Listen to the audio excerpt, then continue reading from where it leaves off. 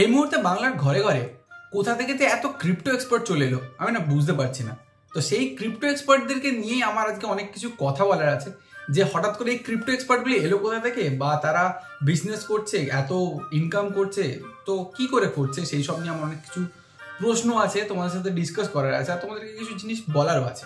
তো সেই নিয়ে আজকের এই ভিডিও, যে ক্রিপ্টোকারেন্সি, এই ক্রিপ্টোকারেন্সি জিনিসটাকে এখনো ইন্ডিয়া বুঝে উঠতেই পারলো না, কিন্তু হঠাৎ করে গ্রাম বাংলার ঘরে ঘরে এরকম বড় বড় দিগ্গজ চলে এলো যারা ক্রিপ্টোকারেন্সি নিয়ে সব বলে দিচ্ছে, যারা ক্রিপ্টোকারেন্সিতে সামনে 10 বছরে কি হতে চলেছে, সামনে 2 দিনে কি হতে চলেছে, এবং ক্রিপ্টোকারেন্সিতে ফিক্সড রিটার্নের একটা কি বলবো আশ্বাস দিচ্ছে মানুষকে।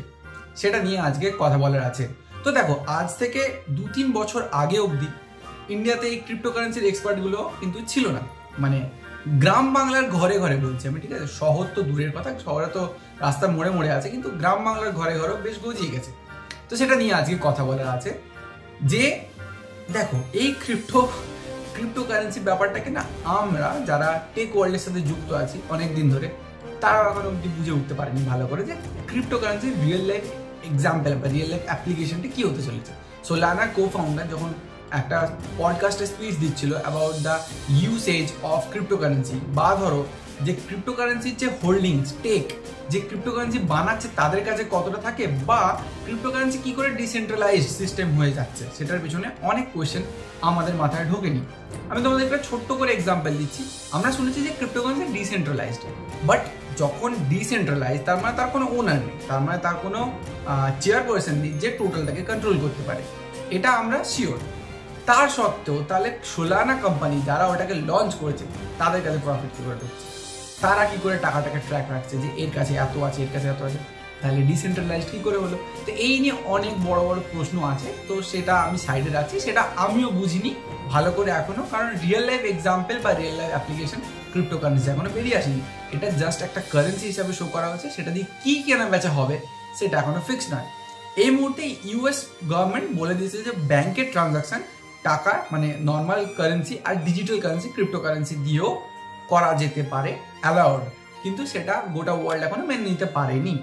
আর সেই সময় আমাদের ভারতবর্ষ, যেখানে 32% ট্যাক্স লাগানোর জন্য ম্যাক্সিমাম মানুষ ক্রিপ্টো থেকে বেরিয়ে আসছে, বা ধরো যারা ক্রিপ্টোতে ট্রেডিং করতো তারা ইন্ডিয়া ছেড়ে চলে যাচ্ছে দুবাইতে, সেই মুহূর্তে বা সেই সময়ে আম জনতা থেকে কিছু গ্রুপ অফ পিপল, যারা হয়তো আমার মনে হয় না যে তারা হাইলি এডুকেটেড, তারা টেকনোলজি নিয়ে অনেক কিছু জানে, বা তারা ক্রিপ্টোকারেন্সির যে টপ টিয়ার লেভেল সেখানের কোনো খবর পায় বলে, তার সত্ত্বেও তারা কিছু ছোট ছোট কোম্পানির গাইডেন্স নিয়ে বা ছোট ছোট কোম্পানি থেকে কিছু ইনপুটস নিয়ে সেইগুলোকে এমন করে মাখিয়ে গুছিয়ে সাজিয়ে দিচ্ছে গ্রাম বাংলার মানুষের কাছে, যে সেই গ্রাম বাংলার মানুষ তাদেরকে ভরসা করে তাদের টাকা দিতেও রাজি হয়ে যাচ্ছে। তো বেসিক্যালি একটা জিনিস আমাদের বুঝতে হবে যে ক্রিপ্টোকারেন্সি এমনই একটা সেক্টর না যেখানে ফিক্সড রিটার্ন বলে কিছু হয় না। যদি ফিক্সড রিটার্ন কেউ দিচ্ছে তাহলে বুঝে যাবে সেখানে ঝোল আছে, সেখানে একটা বড় সমস্যা ঘোটালা পাকানো আছে। তো এই যে মানুষজনগুলো বা এই যে ছোট ছোট কোম্পানিগুলো যেগুলো গজিয়ে উঠছে, এরা ফিক্সড রিটার্নের প্রমিস করছে যে তুমি আমার কাছে 10,000 টাকা ইনভেস্ট করো, সেই 10,000 টাকাটাকে আমি 30% পার ইয়ার বাড়িয়ে তোমাকে দিয়ে দেবো। কি করে স্টক মার্কেটেও এত বড় প্রেডিকশন করা সম্ভব হয় না, মিউচুয়াল ফান্ডেও 30% রিটার্ন বের করে আনা সবাই পেরে ওঠে না, বহু মানে হাজারো লাখো মিউচুয়াল ফান্ডের ওই ফান্ড হাউস আছে যারা চেষ্টা করছে, হয়ে উঠছে না, হাতে গোনা কেউই 30% ক্রস করতে পারে। কিন্তু এই কোম্পানিগুলো 30%-এর উপরে প্রফিট বের করে আনছে ক্রিপ্টোকারেন্সি থেকে, তাও ফিক্সড রিটার্ন। কি করে আর কতটা অথেন্টিক এই কোম্পানিগুলো? দেখো, আমি তোমাদেরকে একটা সিম্পল জিনিস বলছি, যখন ট্যাক্সেশন শুরু হলো বা বাইন্যান্সকে ইন্ডিয়া থেকে ব্যান করে দেওয়া হলো, তখন ইন্ডিয়ান গভর্নমেন্ট কি বললো যে ইন্ডিয়ান এক্সচেঞ্জেসের উপরে তোমরা ইনভেস্ট করো। ভেরি নাইস, খুব সুন্দর, ইন্ডিয়ার টাকা ইন্ডিয়ার এক্সচেঞ্জের উপরে ইনভেস্ট হবে, খুব ভালো, ইন্ডিয়াতেই থাকবে। কি হলো?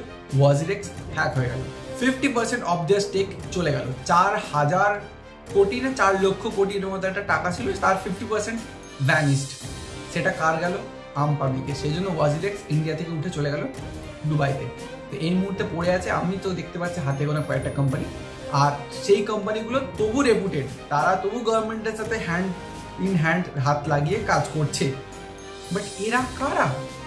এই যে ছোট ছোট কোম্পানিজগুলো যারা উঠে আসছে, যারা কমিশন স্ট্রাকচারে এই মানুষগুলো ব্রেন ওয়াশ করে আম পাবলিকের থেকে টাকা তুলেছে, এরা কারা? আজ আছে কাল নেই, তখন টাকা কোথায়? তখন এই এজেন্টরা মার খেয়ে মরবে। এটাই তো সব থেকে বড় সমস্যা। আর আমি একটা জিনিস বুঝতে পারছি না যে এই এজেন্টরা, এরা যারা এজেন্সি করছে এই মুহূর্তে, ক্রিপ্টোকারেন্সির এজেন্সি করছে, তারা একটা জিনিসকে বুঝতে পারছে না যে যাদের কাছ থেকে টাকাটা আমরা তুলছি, আজকে দিনের শেষে 2-3 হাজার টাকা প্রফিট, কমিশনে প্রফিট পাওয়ার জন্য আমি যার কাছ থেকে 20-30 হাজার টাকা তুলে আনছি, এই মানুষগুলো কারা? এদের কাছে আছে শিক্ষার অভাব। স্বাভাবিক নাকি? এরা ক্রিপ্টোকারেন্সি বোঝে না, এরা স্টেক বোঝে না, এরা জাস্ট দিচ্ছে তোমাকে টাকাটা বাড়ানোর জন্য। ব্যাংকে 7% তোমাকে রিটার্ন দেয়, সিম্পল না? আর ওরা চাইছে কি যে 7% দিচ্ছে ব্যাংকে, তাহলে এখানে যদি 30% কাছাকাছি, ও বাবা আমি তো অনেক টাকা কামিয়ে ফেলবো, এই ভরসা তো দিচ্ছে। আর কাল যদি ক্রিপ্টো মার্কেট পুরোটা ডাউন থাকে আর ওরা বলে আমাকে আমার টাকাটা ফেরত দাও, কোথা থেকে দেবে? সিম্পল না? কোথা থেকে দেবে? তখন তো এজেন্ট যারা গ্রাম বাংলার ঘরে ঘরে ক্রিপ্টো এক্সপার্ট যাদের কথা বলছিলাম, তারা তো মার খেয়ে মরবে। সেই আবার ফাঁসিতে লটকানোর সময় চলে আসছে না, মানে গলায় ফাঁসি দিয়ে সুইসাইড, এরকম সময় চলে আসছে। তো সেটাই আমি বলতে চাইছি যে কেন করছে। ঠিক আছে, তো এই হচ্ছে আমার ভিডিওতে যে কোয়েশ্চেনটা ছিল সেটা আমি তুলে ধরলাম। এবার আমি চাইবো যে তোমরা তোমাদের মতামতটা, বা তুমি যদি তোমাদের ওখানে কোনো ক্রিপ্টো এক্সপার্টকে চেনো, তাকে ভিডিওটা শেয়ার করে দাও যে দেখো দেখো এই হচ্ছে এই মুহূর্তের অবস্থা। যদি ইয়াং জেনারেশন যারা দেখছো, আমি এটাও বলে দিচ্ছি, ইয়াং জেনারেশন এটা করছে না, এটা করছে তারা যারা 35 ওভার 45 ওভার, যাদের কাছে যারা ডেসপারেট টু আর্ন সাম মানি, যাদের কাছে আর সময় নেই কিছু নতুন করে তৈরি করার, তাদেরকে আজকে পয়সা আনতে হবে বাড়িতে, তাহলে ফ্যামিলি চলবে। তাদেরকে বলছি তোমরা অন্য কিছু করো, এই ফাঁদে পড়ো না। অলরেডি মানি মার্কেটে স্ক্যাম আমাদের ইন্ডিয়াতে কতবার দেখেছো তার কোনো ঠিক ঠিকানা নেই, বহুবার হয়েছে। আর এটা ক্রিপ্টো মার্কেট, যেটার উপরে কোনো রেগুলেটরি বোর্ড নেই, সেখানে ফিক্সড রিটার্নের প্রমিসেস কেউ দিতে পারবে না। আর আর একটা সম্পূর্ণ যেটা ফ্যাক্টর, যেটা খুব ইম্পর্টেন্ট, যেটা আমি আগেও তোমাদেরকে বলেছি, যে ইন্ডিয়ার মানুষ, ম্যাক্সিমাম মানুষ ক্রিপ্টোকারেন্সিতে এন্টার করেছে রাতারাতি বড়লোক হতে, যেটা কোনোদিনও সম্ভব নয়। রাতারাতি বড়লোক হওয়া যায় না, প্রত্যেকটা জিনিসকে স্টাডি করতে অনেক সময় লাগে, পুরো জিনিসটাকে বুঝতে। দুদিন দুটো চার্ট দেখে, চার্টের প্যাটার্ন দেখে যে এটা উঠবে এটা নামবে, হয়তো একটু ট্রেডিং করেছো ক্রিপ্টোকারেন্সিতে, ফেসে যাবে। ইভেন এই ধরনের ট্রেডিং আমার তো মনে হয় না যে পুরোপুরি লিগাল ইন ইন্ডিয়া, তো কেন ইলিগাল জিনিস করার দরকার আছে না? তো আমি যদি কোনো ওই ক্রিপ্টো এক্সপার্ট যাদের কথা বলছি আমি, তাদের মধ্যেও যদি কেউ এই কথাটা শোনেন, হার্ট হবেন না। আমি আপনাদেরকে একটাই কথা বলবো যে যা স্টেপ নেবেন বুঝে শুনে নেবেন। এরকম ভুলভাল ছোটোখাটো কোম্পানিজের ওপরে ভরসা করে নামবেন না মাঠে। প্রথম কথা হচ্ছে, ইন্ডিয়াতে থেকে কোনো কোম্পানি ক্রিপ্টোকারেন্সি লঞ্চ করবে না, এটা একটা প্রথম আপনাদেরকে বলার বা বোঝানোর। কারণ এখনও জিওর কারেন্সিকে লঞ্চ করেনি ঠিক করে, ও জাস্ট ওদের ওই ওয়েব ব্রাউজার যেটা লঞ্চ করেছে জিওস্ফিয়ার, ওখানে দিয়েছে, মানে যেটা টাটা নিউ কয়েন ওই রকমভাবে লঞ্চ করেছে ওরা। তো এটাকে আলটিমেটলি ক্রিপ্টোকারেন্সিতেই কনভার্ট করা হবে, কিন্তু সেটার জন্য কোনো সময় আছে। এই মুহূর্তে ইন্ডিয়া থেকে কোনো কোম্পানি, কোনো বড় কোম্পানি, কোনো ট্রাস্টেড কোম্পানি ক্রিপ্টোকারেন্সি লঞ্চ করবে না। তো এই মুহূর্তে ওই ভুলভাল জিনিসে হাত পা ঢোকানোর কোনো দরকার নেই, বোকামো হয়ে যাবে, বড় সমস্যা পড়ে যাবেন, ফেঁসে যাবেন। ছেড়ে দিন সব, মানে যা করে ফেলেছেন দ্যাটস ইট। বাট এরপর থেকে জিনিসটাকে কুইট করুন। আমি বলবো যে এখনো সময় আসেনি এসব করার। জিনিসটার উপর একটা রেগুলেটরি বোর্ড আসতে দিন, বা দেখভাল করার জায়গা সেটা হোক, যেটা আমাদের স্টক মার্কেটে হয়েছে। সব হয়ে যাক, সেবি আছে না স্টক মার্কেটের জন্য, তো সেই সব জিনিসগুলো অ্যাপ্লিকেবল হোক না ইন্ডিয়াতে, তারপরে এইসবের কথা ভাববেন। এই সময় যদি কিছু হয় না, মার খেয়ে মরবেন সিম্পলি রাস্তাতে। তো দ্যাটস ইট। এই ভিডিওতে এটাই বলা ছিল ওই পার্সনসদের জন্য যারা এইসব করছেন, একটু সেফ থাকুন, বেকার লাইফ নিয়ে টানাটানি হয়ে যাবে। Tata, by.